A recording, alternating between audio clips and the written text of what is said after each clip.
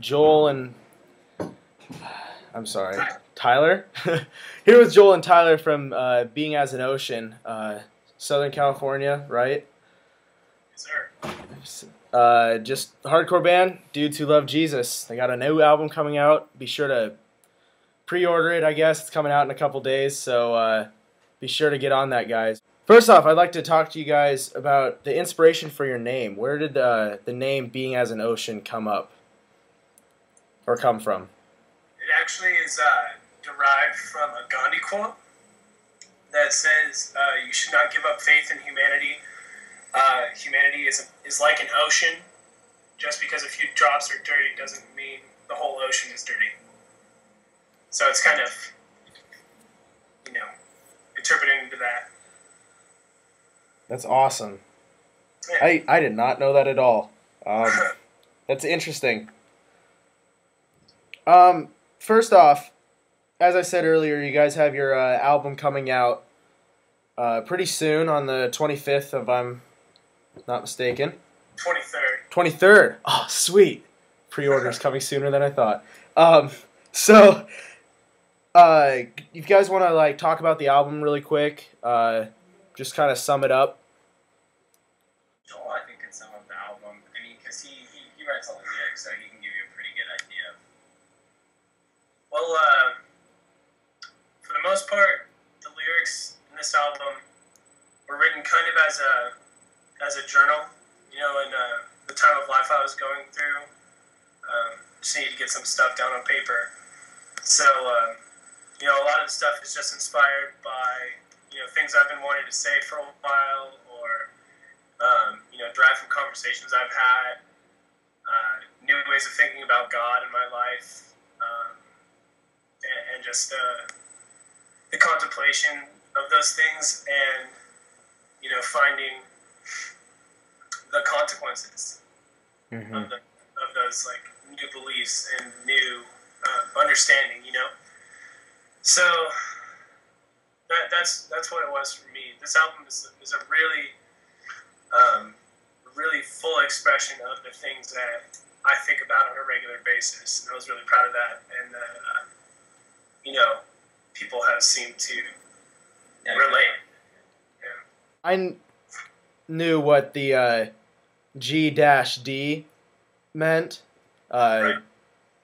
for God, but a lot of people don't understand that. So could you explain why you guys chose to use that format of printing God in your song Dear God and in the lyrics as well?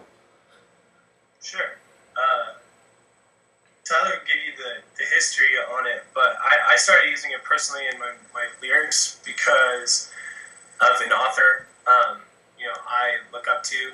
His name is Brian McLaren, and in one of his writings, he started doing that. Kind of not to like some people have called it censoring, but it's not to censor God. It's not to take anything away from the name. It's actually to make it more holy, and to not put a label on God.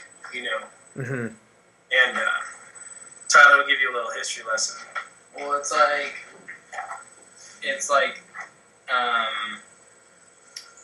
in Jewish culture, like for, Hebrew people, it was like God, the name of God was so sacred that, it wasn't God, maybe it wasn't G-O-D. It is now. They still do this G-D thing now, but back then, maybe it was something else. It was YHWH. Yeah, that was an abbreviation of something we don't know what the real name was. We don't know it. But that's how we pronounce YHWH, but nobody knows what they were abbreviating. Yeah. So we don't know the original name of God was lost. The most holy thing, it's sort of like this, the name of God was so holy they would never write it down. They would write YHWH, which we call God Yahweh, which is like the most, closest real name we have for God. But then the Yahweh became so sacred just from being an abbreviation that they started calling God, Elohim, and they started calling God, other things. Eventually probably it got to God or whatever in the current language. But there's so many tiers up from everybody, says God. And God is sort of, I guess, okay, so the history behind it is, they didn't want to use God's, full name because out of respect. And so if they ever wrote it down on paper, it was considered a sacred document. And if they wanted to retire this document or, whatever, they couldn't cast it aside, throw it away. They had to like bury this document and have a burial for it or whatever. They couldn't scrub the name off. They had a whole different kind of paper back then. Maybe it was leather or whatever they had, but it was erasable. But they couldn't scrub the name off and they couldn't throw it away. So it was permanent. If they wanted to not, dispose of it or not, place it prominently in their house or whatever, they wanted to just not have it around, they had to like bury it. Mm-hmm. So actually the point that I want to get to in modern times, I didn't really think this until just now. The thing is, like, God has this like bad connotation. Like, I mean, in the general, like, I love God. He's my personal friend. I have a personal relationship with him. But I also get the like bad connotation from God comes from, poor Christians, and we all know this is a huge part of our music or who we are as Christians. It's like, it's almost like being a Christian is like 60%, telling people sorry for Christians, and 30% trying to be a good Christian. So my point is, the name God, and you're like, we're a band, we're all about God. It kind of triggers this like, eye roll, like, oh, here we go, God. But I feel like when you write G-D down on paper, it's like different. It's like more personal. It's like, no, I'm not going to yell, God at you. I mean, it's so simple. It's just one letter. But what I'm saying is when I see someone, Aaron Weiss, I see him write, G-D whenever he talks about God, and it's like, he's just saying, like, I'm not shouting, God at you, Jesus, you have to believe this thing. It's almost like his personal name for God, like, G-D, like, I'm not going to tell you what it is. I mean, you know what he's trying to say, but it's almost like I'm covering up these letters just because I don't want to say it. I don't want to put it out there. It's a personal thing to me. So to me, it's weird, but I feel like G-D has a more like better connotation to it than the word God. Even on the screen when you see Dear G-D, it's almost like, why did they write it like that? You're almost more like inquisitive than like, oh God, it's Dear God, the name of the song, it's about God, here we go. Like, the lyrics in the music are all, it's like Joel, talking to, to God and talking about his own like personal life, but nobody looks at the name of the song and says, oh dear God, and here we go, and watches a video and says, oh, this is Christian like preachy like crap. Nobody says that, because it's not. They sort of wonder, why did they write G-D and why is it, what is this about? So I don't know. I think it just has a better connotation than, it's to respect it, and because you're not shouting God out at people. Private name for God, So I don't know. This one's mostly for Joel, but when writing your lyrics and writing down words, where do you get your main inspiration? Like, how do you get into that zone of writing such personal and so real lyrics without stumbling over your words and like getting distracted? Honestly, I like to write in public spaces. I find a lot of inspiration in people and just interacting with them. And when I sit down to write a song, I've been thinking about it for a while, and they're usually just thoughts or ideas that I'm either battling or going through at the time, to where I need to do it for myself. Writing is more therapeutic than anything else out there in my life. So I kind of turn that to be reflective.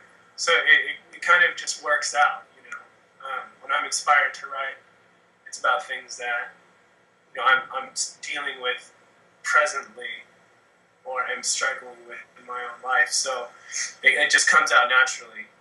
I don't mean to be anything else but myself, you know what I mean? That's good. It's good stuff. I guess another thing we could talk about. You guys just played a show in Mexico. What was that, like last week? 2 weeks ago? How was that being in a foreign country first of all, and then being a faith-based band within that scene? What was that like? It was good. It was fine. It was a great show. There was a ton of kids there, like several hundred kids, and they all liked it, and they all knew the lyrics, like every single one, and they all kind of spoke Spanish, but they knew the lyrics in English. So, I mean, it was a blast. It was a good show. It was like one of the best, maybe the best show we've ever played, honestly. Yeah, in my experience, like that was probably the best show I've ever played. As being at the Notion to a completely cold crowd. Like, had never seen us live before, like, not many bands venture down to Mexico, but I'll do it any day. Like, that was one of the most welcoming, like, warm shows I've been to in a while. No one gave you the stink eye, like, no one tried to size you up. It was just, everyone was there for the same reason. And kids went crazy. It was awesome. It was a crazy night. It was awesome. That's good though. Just that, like you said, I mean, no bands really go down there that often.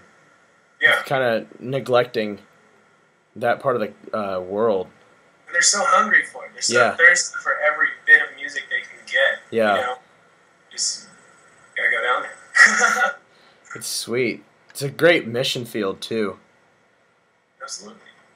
Well, just like anywhere, but with this album release, do you guys plan on going on like a nationwide tour, a long tour, short tour, supporting tour maybe, headliner? You guys have any of that in mind, or are you just gonna lay low for a little bit? Yeah. Well, we're playing 4 LA dates this weekend, and then we're playing like 3 San Diego dates the next weekend, and then we have we're playing in Mexico again in November, and then we'll probably have like a full U.S. tour or a couple of full U.S. tours before the year ends, and then we have like England, Europe next year in March. Mind if we close in prayer? Yeah, go ahead. All right. Dear Lord, thank you so much for these dudes and their great mission and the words that you've put on their hearts and the desire to spread your love, Jesus. God, I just ask to continually bless their ministry and bless their actions on and off stage to be a shining light and to remain strong in you as they progress as a band and individually as well. And thank you for this interview, and thank you that it went smoothly. In Jesus' name, amen.